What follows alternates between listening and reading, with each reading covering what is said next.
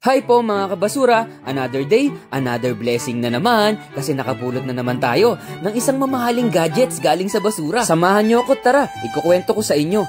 Bale, dito ko nga yan napulot habang nagtatrabaho ako dito sa tambakan ng mga lata. Dito kasi ako nakapwesto ngayong araw. At masasabi ko talaga na sa lahat ng trabaho dito sa company namin, dito talaga pinakamasarap pumwesto. Kasi dito, halos araw-araw ka talaga makakakita ng mga tinatapong gadgets kagaya ng mga laptop, tablet, cellphone, speaker, Bluetooth earbuds, power bank, basta lahat ng maiisip mong gadgets, dito nakakakita ako. At hindi lang puro gadgets, kasi kahit mga gamit sa bahay, lalo na yung mga kitchenwares, kagaya ng mga non-stick na kawali, kagaya niya, no? Kaya kapag nakakapwesto ako dito, ay tuwang-tuwa talaga ako, kasi marami akong naiipon sa loob ng isang buwan. Kaming dalawa lang kasi nung kasama kong Pinoy, ang nagpapalitan ng pwesto dito. Kaya kung magpalitan kami, ay isang buwan ng isang buwan. Kaya pag siya yung nakakapwesto rito, siya naman yung paldo. Tapos, kapag ako naman yung nakakapwesto rito, di ako naman yung paldo. Kagaya lang ngayon, jackpot na naman. Kasi isang iPad na naman yung nakuha ko dito. Alam na talaga namin na makakapulot kami kada pupwesto kami dito. Hindi ko na nga tinatanong sa sarili ko kung makakapulot ba ako ngayong araw.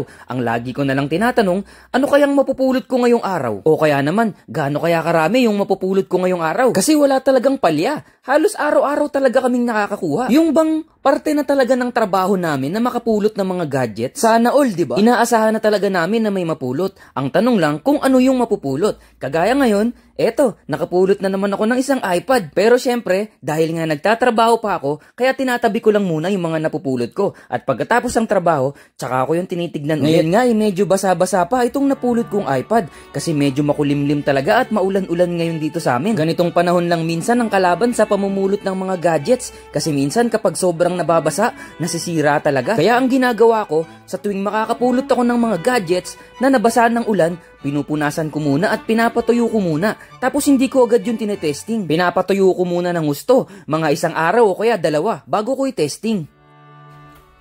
So ito na. Inuwi na natin mga kabasura. Ayun, ang dumi po.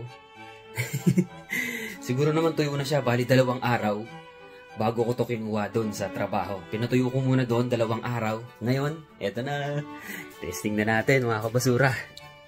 So ito kapag ito gumana, sa inyo to mapupunta mga kabasura.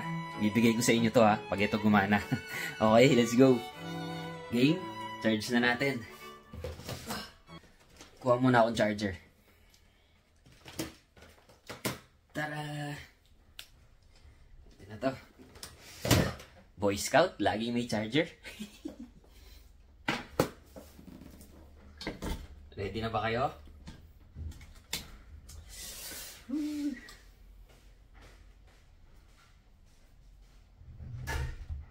Bang!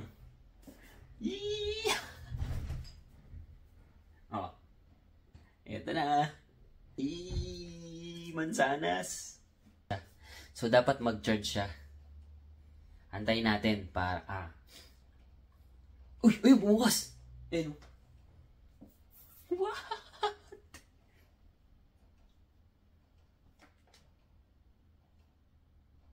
Pang! Wala pang lock, mga kabasura.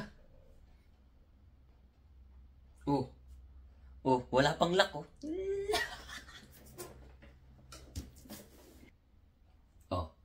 Alam na, mga kabasura. Ang gagawin natin, siyempre, pili na lang ulit tayo sa comment section, okay? So, pipili na lang ako dito sa comment section kung kanino ko ibibigay itong iPad na to, okay? Let's go, mga kabasura. Jackpot na naman kayo. Ang lakas nyo, So, dito nyo lang aabangan yan, sa Nag-iisang Basurero TV. Be kind, but not always. Libreng iPad na naman.